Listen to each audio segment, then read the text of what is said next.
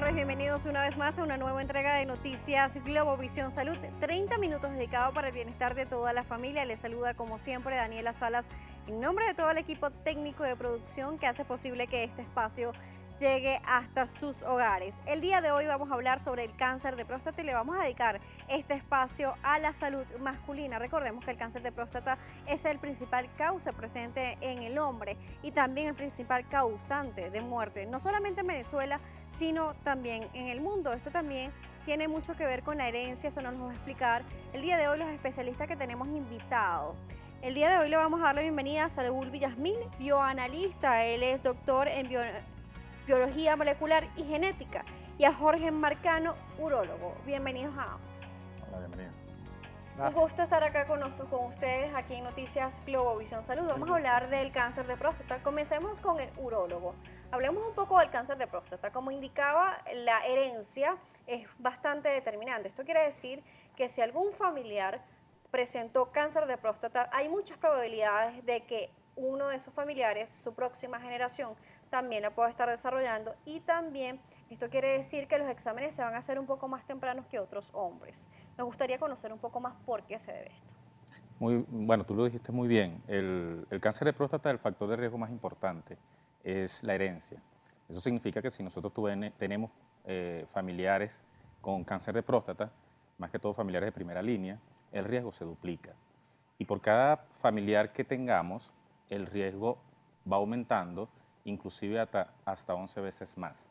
Entonces, cuando tengamos esa línea familiar con esta patología, es importante iniciar la pesquisa de cáncer de próstata alrededor de los 40 años. ¿Por qué el cáncer de próstata es diagnosticado de manera tan tardía, doctor? Eso es porque los pacientes acuden muchas veces a los 50, 60 años, en donde se ve la mayor incidencia. Lo ideal es empezar la pesquisa justamente a estas edades, 40, 45 años, para hacer un diagnóstico precoz, ya que el diagnóstico precoz es lo que nos va a permitir hacer un tratamiento curativo de esta Y patología. precisamente sobre el diagnóstico, hablemos con el especialista Villasmil, que está especializado en molécula y genética, con respecto a esos exámenes previos que se van a estar realizándose a estos pacientes para determinar si tienen algún tipo de patología tanto benigna como maligna y poder determinar cuáles son estos factores de riesgo que tienen estas personas.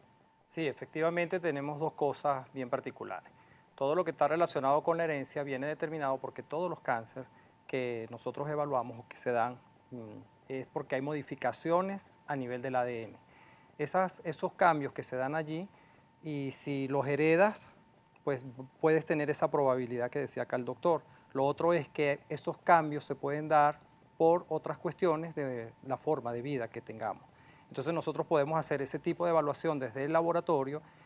Es un poquito más engorrosa, más allá y con ciertos costos adicionales. Sin embargo, hay otra que es una molécula que se forma usualmente de manera fisiológica en la próstata, llamado antígeno prostático, y ese antígeno prostático se forma en la próstata y sale con el semen.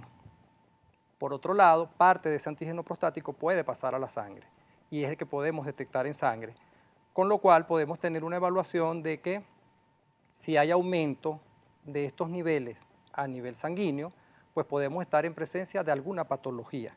Ahora hay que dejar bien claro que no necesariamente va separado lo que sería hacer todo este diagnóstico a través de la sangre con el urólogo. ¿Qué es lo que sucede? Si hay aumento de estos niveles, podría ser porque haya alguna prostatitis, por ejemplo, o alguna otra hipertrofia. Pero podemos estar en presencia en momentos determinados donde no hay aumento del PSA, que es el antígeno prostático. Sin embargo, el paciente sí puede estar presentando una patología.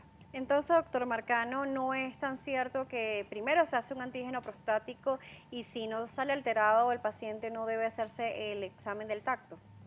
Eso es un error que suele cometerse.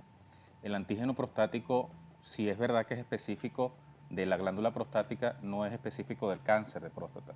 Muy bien, como lo dice el doctor, puede estar elevado en inflamación, en infecciones o simplemente por el crecimiento de la glándula. Y como no es específico para el cáncer, sería un error llevarse o dejarse llevar solamente por el valor del antígeno prostático. siempre debe complementarse con la evaluación digital, con el tacto rectal. Eh, es más, es una herramienta que muy pocos cánceres nos lo permiten hacer.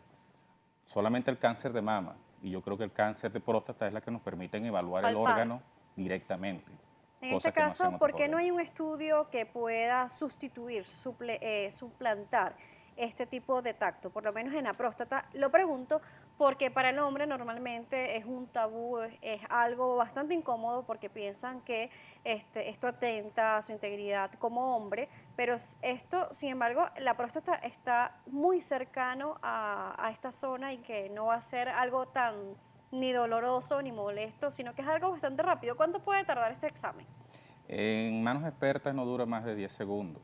Eh, el urólogo ya experto eh, va directamente en busca de lo que es sospechoso, lo que nos va a llevar a pensar que hay una patología maligna. Y es una evaluación digital que se hace con lubricación adecuada y lo más gentil que se pueda con el paciente. No, realmente no debe ser dolorosa. Cuando hay dolor es porque hay asociación con inflamación de la glándula per se. Eso ya habla a favor de un proceso infeccioso. En este caso, usted como especialista en biología molecular y genética, hablábamos del estudio del antígeno prostático y además otros estudios de laboratorio que usted indica que es un poco más costoso, pero además de este antígeno prostático que se realiza, ¿qué otro tipo de evaluación se puede aportar sobre estos estudios con respecto a ello? ¿Cuáles son esos valores? Se sabe que es diferente para cada hombre, también dependiendo de la edad, pero un aproximado que nos pueda estar explicando, como por ejemplo, cuál podría ser un valor alterado.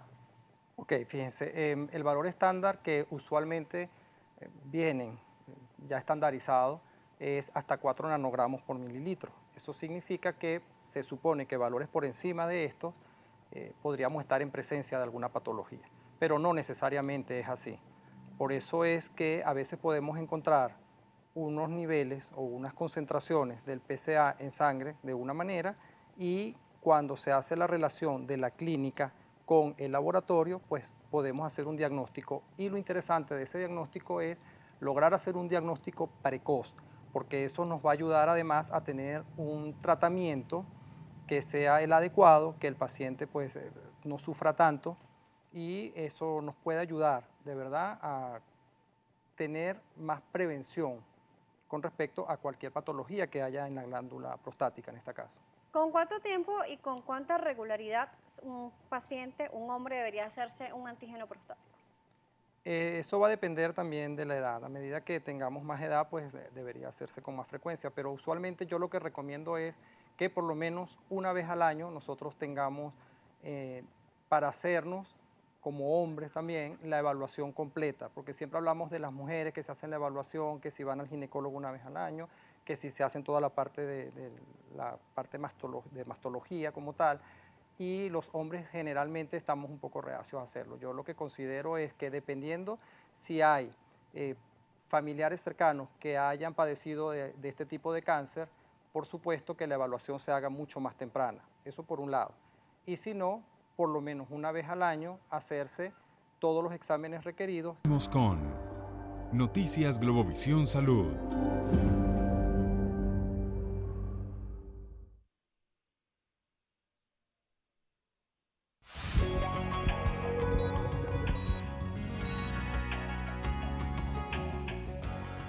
Continuamos con más aquí en Noticias Globovisión Salud. El día de hoy estamos hablando sobre el cáncer de próstata y las patologías asociadas también a la próstata. Seguimos conversando con Saúl Villasmil, bioanalista, doctor en biología molecular y genética, y con Jorge Marcano, urólogo. Y queremos saber si toda inflamación o recrecimiento de próstata está asociado a un tumor maligno, a cáncer de próstata, o se puede determinar a cualquier otro tipo de patología. No, la hiperplasia prostática benigna, la prostatitis, son patologías totalmente distintas al cáncer como tal. Lo que sí está asociado son las inflamaciones crónicas en la glándula, es decir, aquel paciente que tiende a sufrir mucho de prostatitis en el tiempo, pudiera llegar a desarrollar un tumor maligno en la glándula. Pero no todo recrecimiento quiere decir tumor maligno. No, no. El crecimiento de la próstata es la evolución natural que tiene la glándula en todos los hombres. Ella crece por estimulación de la testosterona y los niveles de crecimiento aumentan después de los 40, 45 años. Y no hay que asociar los síntomas que pueda presentar producto del crecimiento de la glándula con una patología maligna. Uno de los incidentes o determinantes de este cáncer, decíamos en la primera parte, que es la genética, la herencia de aquellos hombres que en su familia han tenido pacientes con cáncer de próstata o alguna patología asociada a ella. Y como tenemos un especialista hoy en molécula y genética, queremos saber sobre la genética de este cáncer, conocer un poco más sobre estos factores. Sí, fíjense, los genes que están implicados justamente son dos de ellos los mismos genes que están implicados en cuando se produce un cáncer de mama. Entonces van muy de la mano. Entonces, ¿qué es lo que nosotros buscamos allí? Buscamos si hay alguna mutación en esos dos genes en particular llamados BRCA1 y BRCA2 y además de otros. Esos genes lo que hacen, o se llaman así en general, son genes que suprimen los tumores.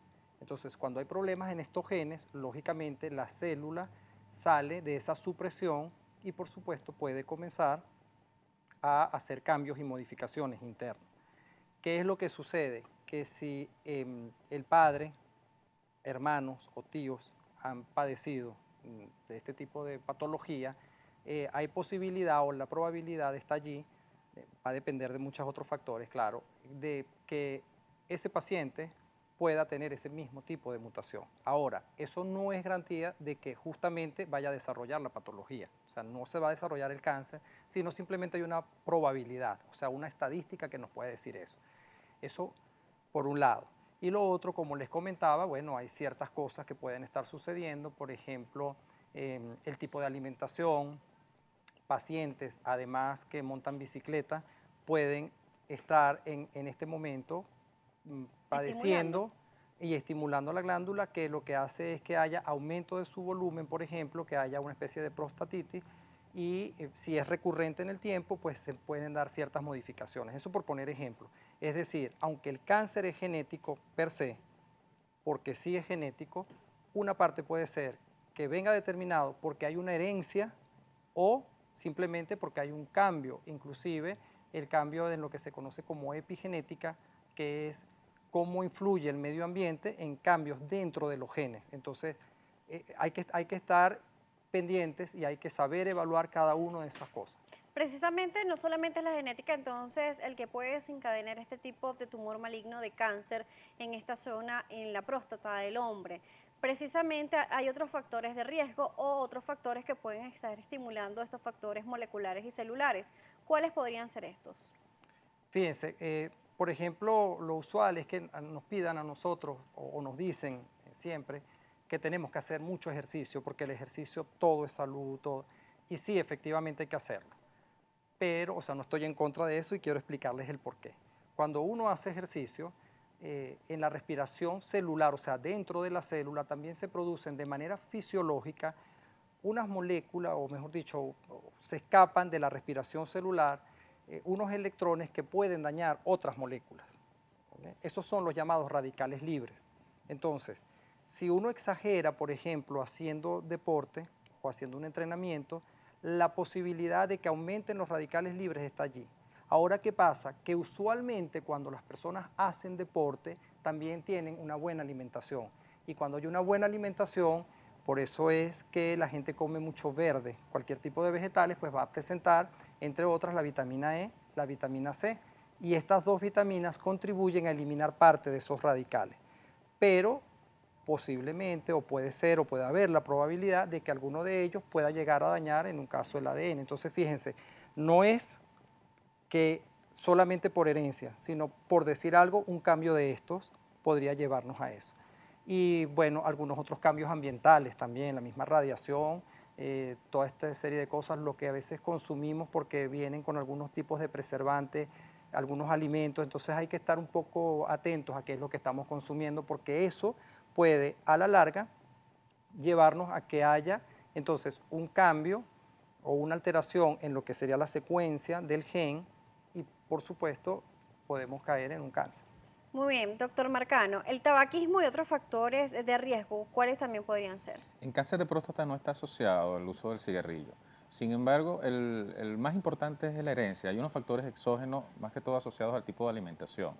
Se habla de que las carnes rojas, los alimentos ricos en grasas saturadas, las frituras, por decirlo de alguna manera, están asociados al desarrollo de cáncer de próstata. Y eso se ve, no se ve cuál es la causa-efecto directamente, sin embargo que se ve que en las poblaciones occidentales, Norteamérica, Suramérica, Europa, la incidencia de cáncer de próstata es mayor que en aquellos países orientales como Japón y China. Sin embargo, tú traes a un paciente de esa nacionalidad a este hemisferio y ellos se agrupan en el mismo, adquieren la misma incidencia de cáncer de próstata que el resto de la población.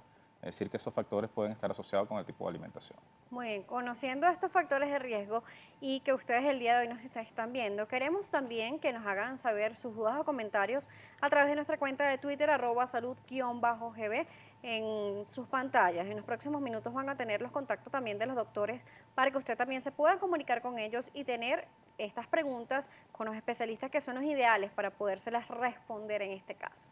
Hablamos de todos estos factores. Ahora hablemos de los tratamientos, que es sumamente importante. Fundamental es el diagnóstico oportuno, pero en este caso, si ya es diagnosticado un cáncer de próstata, ¿cómo se trata? Ok, eso depende en qué estadio se diagnosticó la enfermedad. Cuando está en etapas iniciales se supone que la enfermedad está confinada al órgano, es decir, a la próstata. Ya en estados más avanzados, la enfermedad sale del órgano y puede afectar los órganos que están adyacentes o afectar el sistema linfático, el sistema sanguíneo y las células malignas viajar a otras partes del cuerpo, ya siendo una enfermedad metastásica. Entonces el tratamiento, la línea de tratamiento varía de acuerdo al estadio en que esté la enfermedad en el momento que se hizo el diagnóstico. Podemos ver, dependiendo del tipo de estadio, cuáles son estos tratamientos, por lo menos los básicos. Sí, el gol estándar para el cáncer de próstata es la cirugía. Eh, la prostatectomía radical tiene las más altas tasas de curación cuando la enfermedad se encuentra órgano confinada. Me quiero detener un minuto acá justamente en este punto porque este retiro de la próstata de manera parcial de este hombre, ¿qué va a significar para él? Me gustaría saber su opinión y también del especialista. Ok. Obviamente la glándula prostática está rodeada por ciertos tejidos, incluyendo paquetes vasculares, paquetes nerviosos, que están asociados tanto con la continencia urinaria como con la potencia sexual. Entonces, obviamente cuando uno retira el órgano completo, incluyendo las vesículas seminales, estos tejidos que están alrededor pueden dañarse por técnica quirúrgica o por la misma enfermedad que ya está afectando a estos. Entonces, estos pacientes van a sufrir de incontinencia urinaria en grados variables o de cierta disminución de la función sexual. Por eso es importante que todos estos pacientes, antes de someterse a una cirugía de este tipo, tengan una evaluación adecuada de cómo era su continencia y cómo era su función sexual previo al acto quirúrgico. Muy bien, doctor. Vamos a aprovechar y de hacer nuestra segunda pausa aquí en Noticias Globovisión Salud.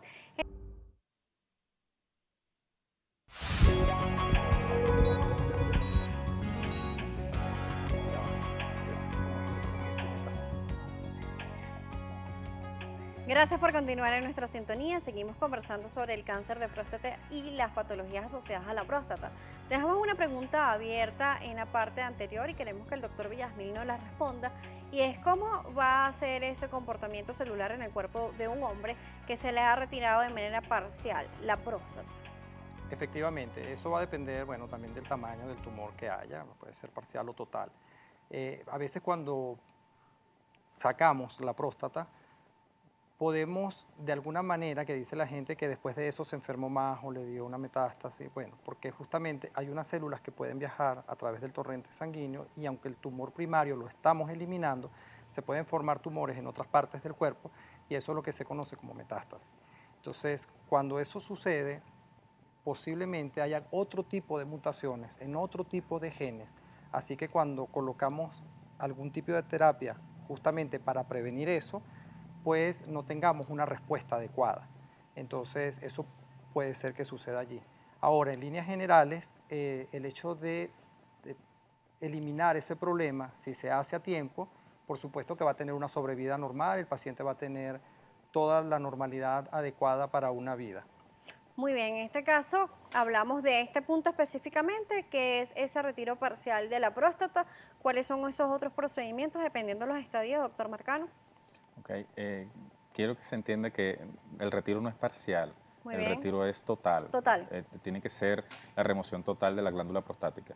Ya cuando son estadios avanzados, uno puede hacer una remoción parcial Muy o bien. una resección transuretral de la próstata, dependiendo si el paciente tiene síntomas obstructivos. Con este tipo de tratamiento no buscas curar el cáncer, simplemente mejorar los síntomas del paciente. Ahora, eso es en cuanto a los síntomas obstructivos. Cuando estamos hablando de pacientes ya con enfermedad avanzada, uno busca es disminuir la progresión de la enfermedad, retrasar al máximo que esos cambios histológicos que ocurren a nivel celular sucedan en el tiempo de forma más retrasada, o lo más retardadamente posible. Para eso nosotros tenemos varias herramientas. Inicialmente uno puede iniciar con un tratamiento hormonal, que la base fundamental es bloquear el estímulo de la testosterona a nivel de la glándula, que es el sustrato principal de la célula cancerígena. De esta forma la célula no va a progresar en el tiempo. Esta terapia hormonal tiene muchísimas variantes, es muy extenso como para hablarlo en este bloque. Sin embargo, la función principal es esa. Una vez la célula cancerígena se puede llegar a ser resistente a esa estimulación hormonal. Ahí pasamos a otro tipo de terapia, bien sea retirar el antiandrógeno que se está utilizando, cambiar el tipo de antiandrógeno o ya pasar a una línea más avanzada de tratamiento como son los quimioterapéuticos. Me gustaría conocer, usted nombraba sobre la obstrucción urinaria en estos pacientes. ¿Siempre se va a presentar una obstrucción urinaria? Me gustaría conocer la opinión de ambos. Primero con el doctor Villasmil. No siempre, porque eso va a depender del tamaño que vaya a tener la glándula en un momento determinado. Pero sí, cuando la glándula está lo suficientemente pues ya hipertrófica, como la uretra pasa por el medio de ella, pues va a haber una disminución de la luz de esta. Por supuesto, el paciente va a tener mucha dificultad para orinar y se va a ver mayor dificultad mientras más grande sea la próstata, o sea que va a obstruir más la luz. Doctor Marcano, ¿la micción cómo sería entonces en este caso? Mira, no hay que asociar síntomas obstructivos con cáncer de próstata. El cáncer de próstata no da sintomatología. Muy bien. Cuando el cáncer está muy avanzado y ya está invadiendo otros órganos, ejemplo, uretra, cuello de la vejiga, pudiesen aparecer los síntomas obstructivos. Ahora, un punto muy importante es que puede coexistir un crecimiento o una hiperplasia de la glándula prostática con un cáncer de próstata. Y lo que está ocasionando la sintomatología es el crecimiento o la hiperplasia de la glándula. Entonces, por eso es que el paciente no debe esperar que le aparezcan algunas sintomatologías para acudir al urólogo. Generalmente, si solamente es el cáncer, cuando presenta esa sintomatología es porque ya hay estadios avanzados. Bastante importante esta información que hoy nos proporcionan ambos. Ya hemos llegado al final de Noticias Globovisión Salud, pero queremos que le ofrezcan a las personas que nos están viendo el día de hoy sus vías de contactos. Ok, me pueden contactar por Instagram o Twitter, @JorgeMarcanoMC. También estamos a la orden en el grupo MEDIS en el Centro Urológico Mínimamente Invasivo. Está ubicado en el Centro Comercial Santa Fe. Doctor Villasmil, ¿a usted? A mí a través de Twitter e Instagram, @licbiomol, y a través del correo electrónico licbiomol@gmail.com, y el teléfono es 0212-761-8207. Queremos agradecer la presencia de ambos acá en Noticias Globovisión Salud, hoy enfocado a la salud masculina, a veces un poco descuidada, a veces no hay campañas bastante efectivas para que